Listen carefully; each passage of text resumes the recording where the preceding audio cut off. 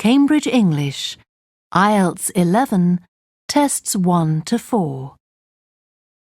Published by Cambridge University Press and Cambridge English Language Assessment 2016. This recording is copyright. CD 1. Test 1. You will hear a number of different recordings, and you will have to answer questions on what you hear. There will be time for you to read the instructions and questions, and you will have a chance to check your work. All the recordings will be played once only. The test is in 4 sections. At the end of the test, you will be given 10 minutes to transfer your answers to an answer sheet. Now turn to Section 1. Section 1. You will hear a telephone conversation between an official at a village hall and a woman who wants to hire a public room. First, you have some time to look at questions 1 to 6.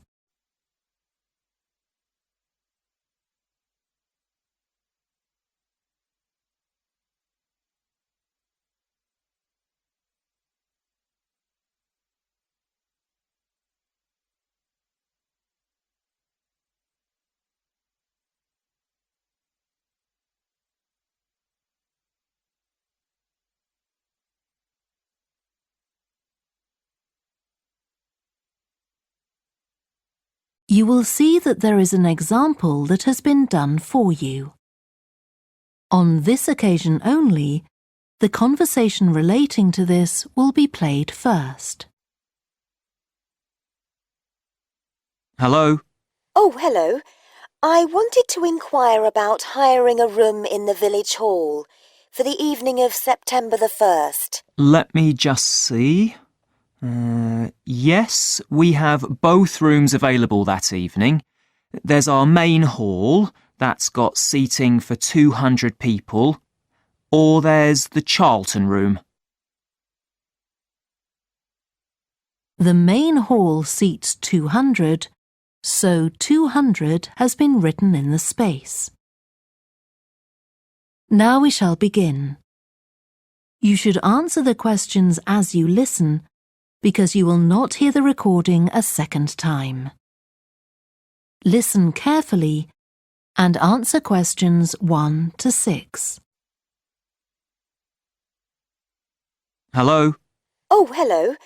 I wanted to inquire about hiring a room in the village hall for the evening of September the 1st. Let me just see. Yes, we have both rooms available that evening.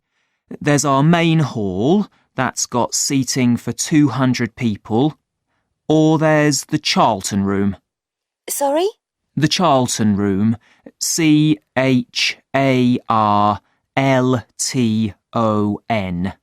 That's got seating for up to 100. Well, we're organising a dinner to raise money for a charity, and we're hoping for at least 150 people. So I think we'll go for the main hall. How much would that cost? Let's see. You wanted it for the evening of September the 1st? Yes, that's a Saturday. So from 6 p.m. to midnight, that'd be £115. That's the weekend price. It's £75 on weekdays. That's all right. And I have to tell you, there's also a deposit of £250, which is returnable, of course, as long as there's no damage. But we do insist that this is paid in cash. We don't take cards for that. You can pay the actual rent of the room however you like, though. Cash, credit card, cheque. Oh, well, I suppose that's okay. So, does the charge include use of tables and chairs and so on? Oh, yes. And what about parking? Yeah, that's all included. The only thing that isn't included is You said you were organising a dinner? Yeah. Well, you'll have to pay extra for the kitchen if you want to use that. It's £25. It's got very good facilities, good quality cookers and fridges and so on. OK. Well, I suppose that's all right. We can cover the cost in our entry charges. Right, so I'll make a note of that. Now, there are just one or two things you need to think about before the event. For example, you'll have to see about getting a licence if you're planning to have any music during the meal. Oh, really? It's quite straightforward. I'll give you the details later on. And about a week or 10 days before your event, you'll need to contact the caretaker, that's Mr. Evans, to make the arrangements for entry. He'll sort that out with you. And do I give him the payment as well? No, you do that directly with me. Before you hear the rest of the conversation, you have some time to look at questions 7 to 10.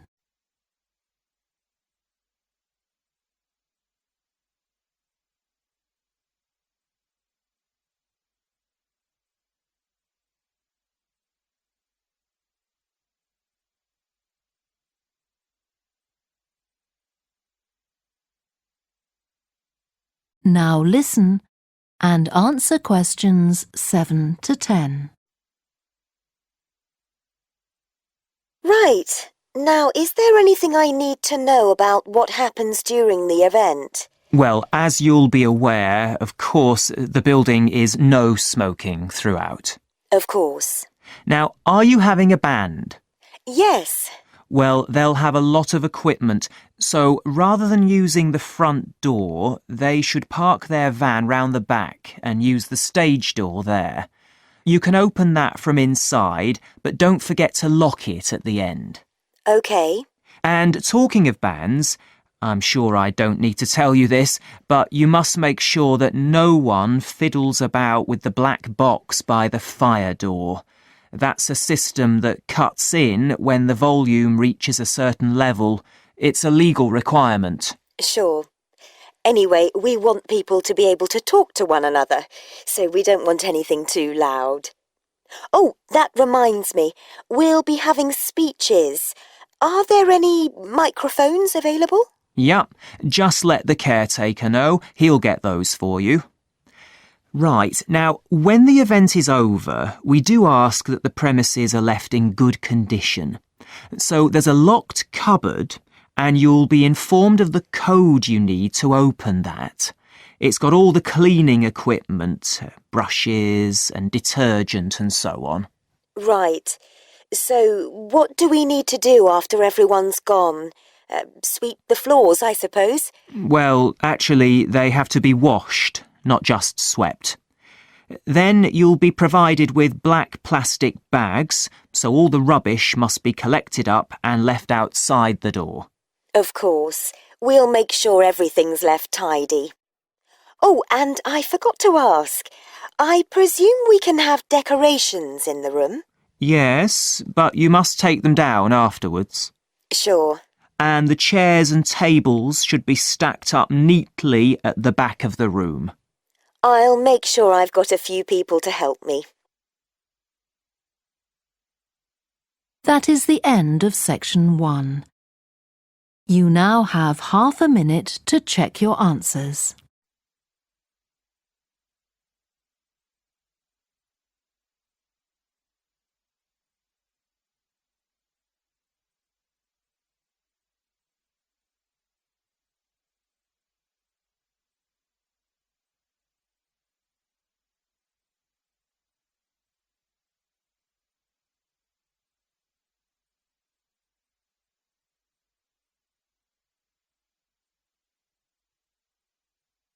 Now turn to section 2.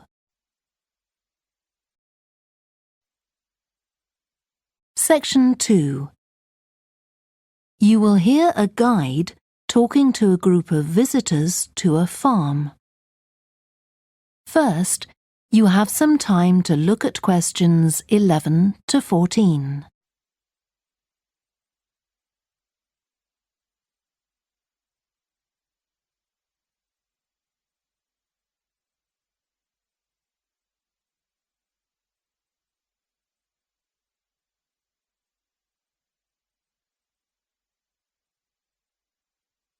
Listen carefully and answer questions 11 to 14.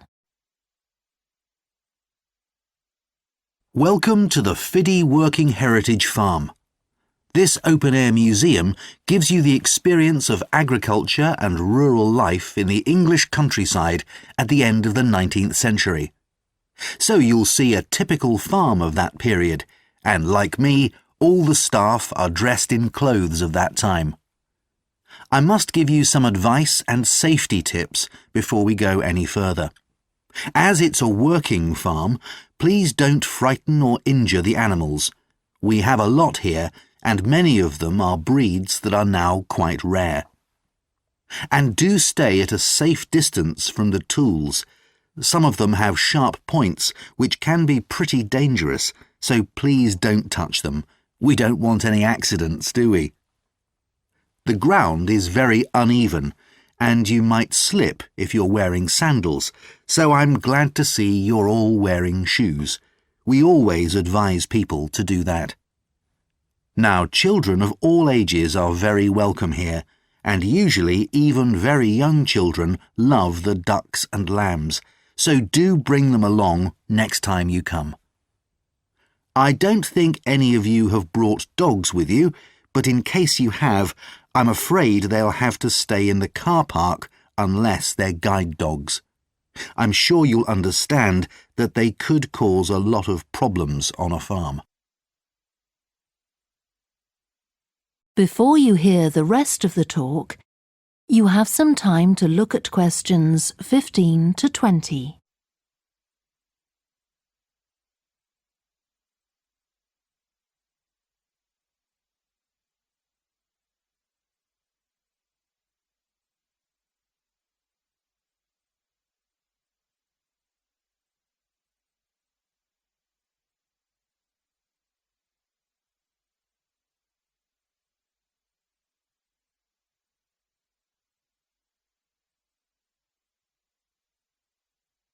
Now listen and answer questions 15 to 20.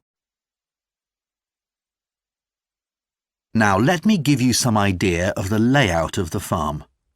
The building where you bought your tickets is the new barn immediately to your right, and we're now at the beginning of the main path to the farmland, and of course the car park is on your left. The scarecrow you can see in the car park in the corner beside the main path is a traditional figure for keeping the birds away from crops. But our scarecrow is a permanent sculpture. It's taller than a human being, so you can see it from quite a distance. If you look ahead of you, you'll see a maze. It's opposite the new barn, beside the side path that branches off to the right, just over there. The maze is made out of hedges which are too tall for young children to see over them, but it's quite small, so you can't get lost in it. Now, can you see the bridge crossing the fish pool further up the main path? If you want to go to the cafe, go towards the bridge and turn right just before it. Walk along the side path and the cafe's on the first bend you come to. The building was originally the schoolhouse, and it's well over 100 years old.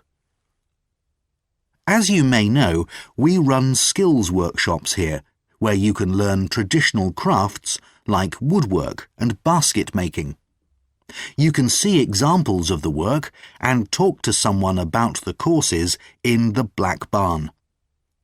If you take the side path to the right, here, just by the new barn, you'll come to the Black Barn, just where the path first bends. Now, I mustn't forget to tell you about picnicking, as I can see some of you have brought your lunch with you. You can picnic in the field, though do clear up behind you, of course. Or if you'd prefer a covered picnic area, there's one near the farmyard, just after you cross the bridge. There's a covered picnic spot on the right. And the last thing to mention is Fiddy House itself. From here you can cross the bridge, then walk along the footpath through the field to the left of the farmyard. That goes to the house, and it'll give you a lovely view of it. It's certainly worth a few photographs, but as it's a private home, I'm afraid you can't go inside. Right, well, if you're all ready, we'll set off on our tour of the farm. That is the end of section 2. You now have half a minute to check your answers.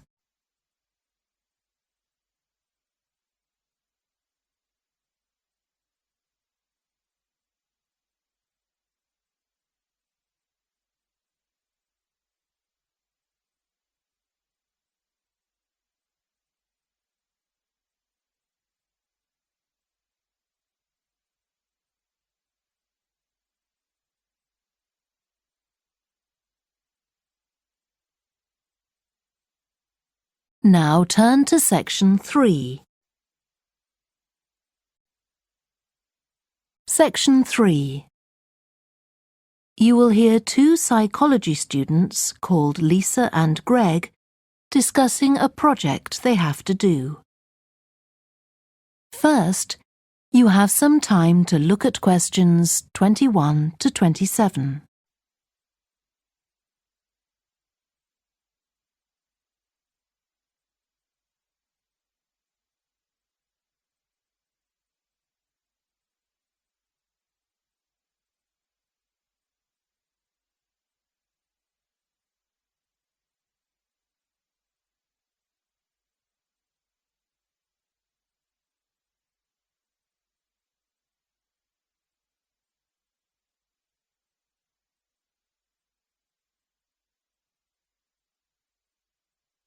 Now listen carefully and answer questions 21 to 27. OK, Greg, so I finally managed to read the article you mentioned, the one about the study on gender in physics. About the study of college students done by Akira Miyake and his team. Yeah, I was interested that the researchers were actually a mix of psychologists and physicists. That's an unusual combination. Yeah, I got a little confused at first about which students the study was based on. They weren't actually majoring in physics, they were majoring in what's known as the STEM disciplines. That's science, technology, engineering and math. Yes, but they were all doing physics courses as part of their studies. That's correct. So, as I understood it, Miyake and co. started from the fact that women are underrepresented in introductory physics courses at college, and also that, on average, the women who do enrol on these courses perform more poorly than the men. No one really knows why this is the case. Yeah, but what the researchers wanted to find out was basically what they could do about the relatively low level of the women's results. But in order to find a solution, they needed to find out more about the nature of the problem. Right. Now, let's see if I can remember. It was that in the physics class, the female students thought the male students all assumed that women weren't any good at physics. Was that it? And they thought that the men expected them to get poor results in their tests. That's what the women thought, and that made them nervous, so they did get poor results. But actually, they were wrong. No one was making any assumptions about the female students at all. Anyway, what Miyake's team did was quite simple, getting the students to do some writing before they went into the physics class. What did they call it? Values affirmation. They had to write an essay focusing on things that were significant to them, not particularly to do with the subject they were studying, but more general things like music or people who mattered to them. Right. So the idea of doing the writing is that this gets the students thinking in a positive way. And putting these thoughts into words can relax them and help them overcome the psychological factors that lead to poor performance. Yeah. But what the researchers in the study hadn't expected was that this one activity raised the women's physics grades from the C to the B range. A huge change. Pity it wasn't to an A, but still. No, but it does suggest that the women were seriously underperforming beforehand in comparison with the men. Yes. Mind you, Miyake's article left out a lot of details, like did the students do the writing just once or several times? And had they been told why they were doing the writing? That might have affected the results. You mean if they know the researchers thought it might help them to improve, then they just try to fulfill that expectation? Exactly. Before you hear the rest of the discussion, you have some time to look at questions 28 to 30.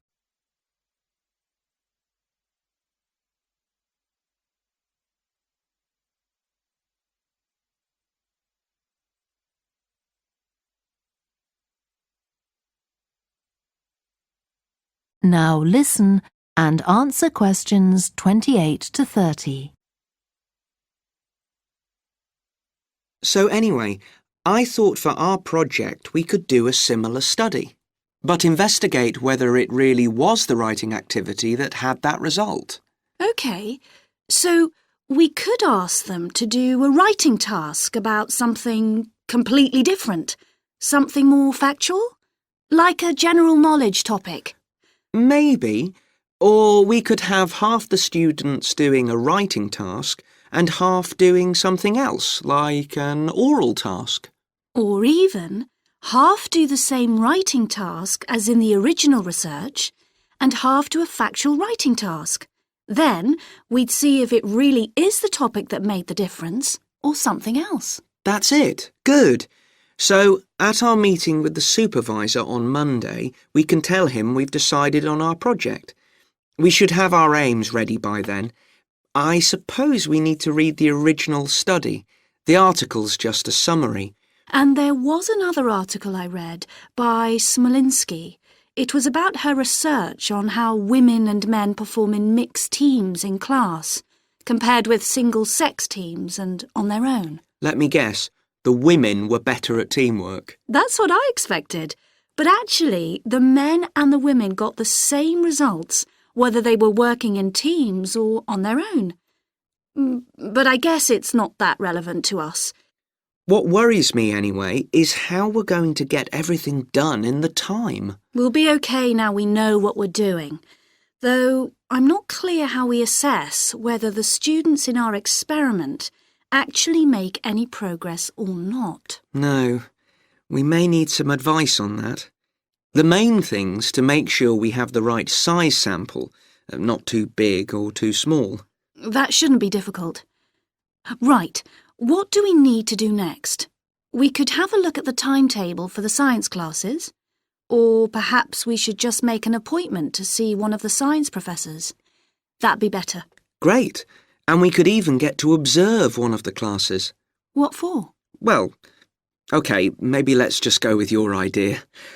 Right, well, I think that's everything for now.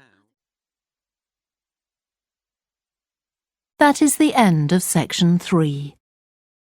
You now have half a minute to check your answers.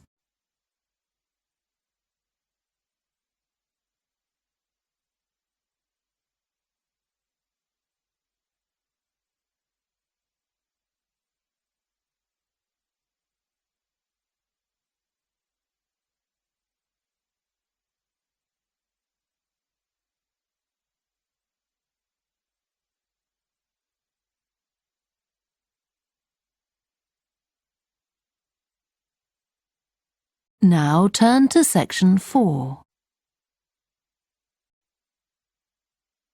Section 4.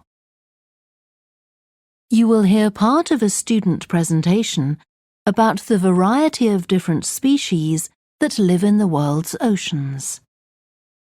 First, you have some time to look at questions 31 to 40.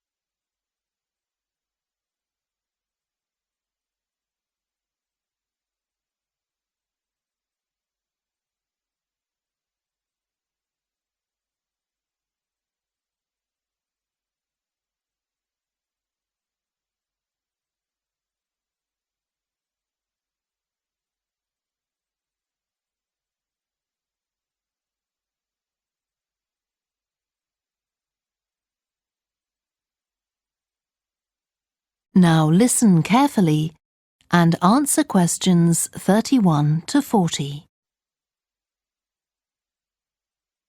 I've been looking at ocean biodiversity. That's the diversity of species that live in the world's oceans. About 20 years ago, biologists developed the idea of what they called biodiversity hot spots.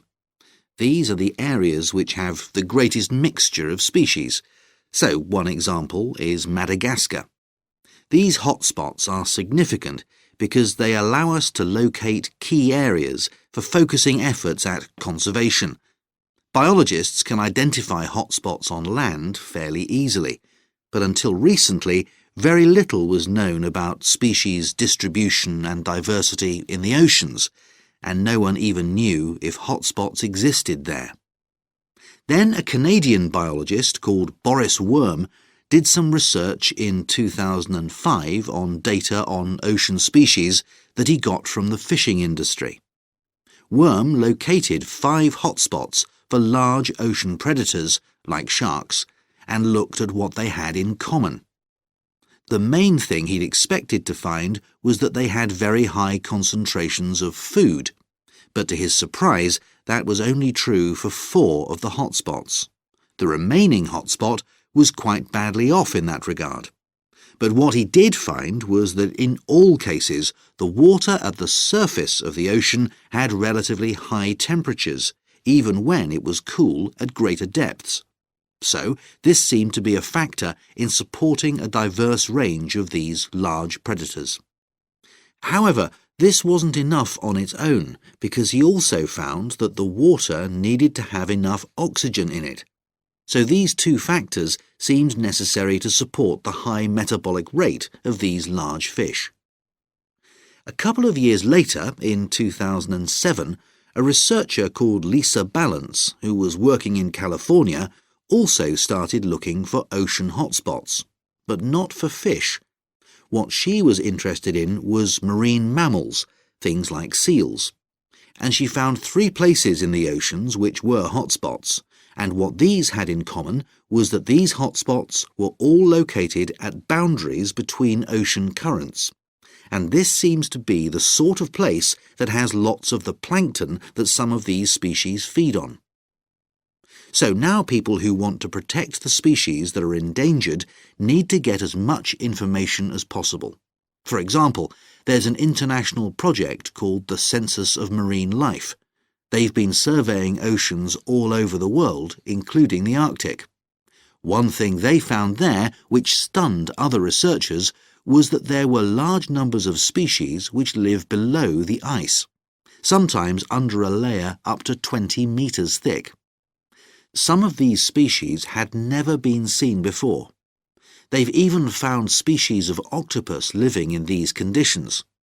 And other scientists working on the same project but researching very different habitats on the ocean floor have found large numbers of species congregating around volcanoes, attracted to them by the warmth and nutrients there.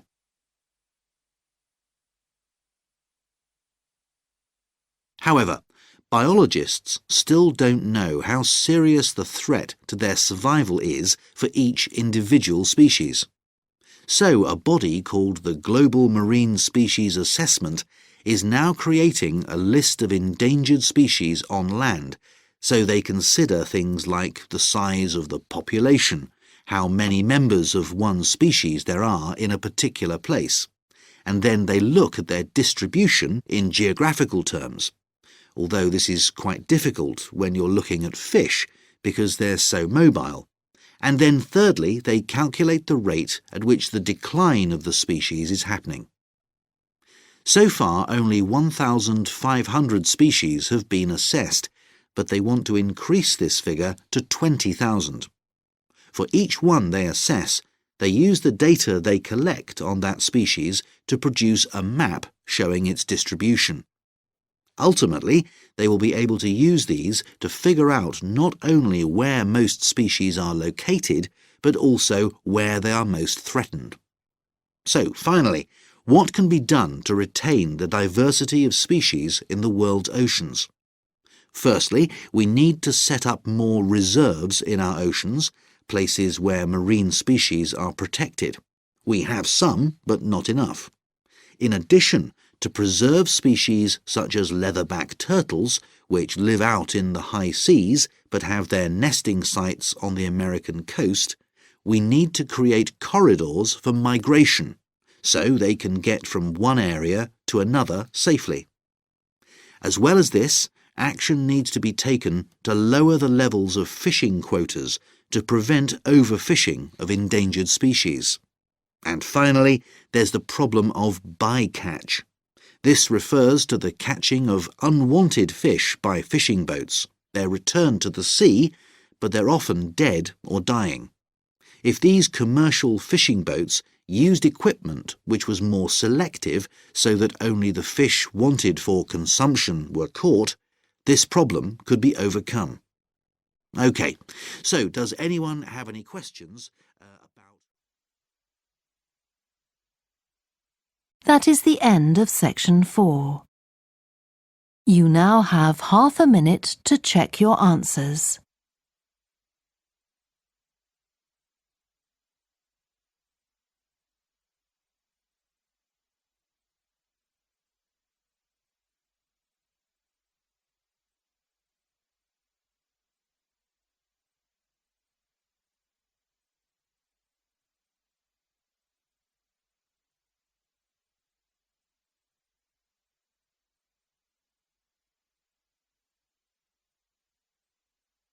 That is the end of the listening test. You now have 10 minutes to transfer your answers to the answer sheet. Please stop writing and wait for your question booklet to be collected.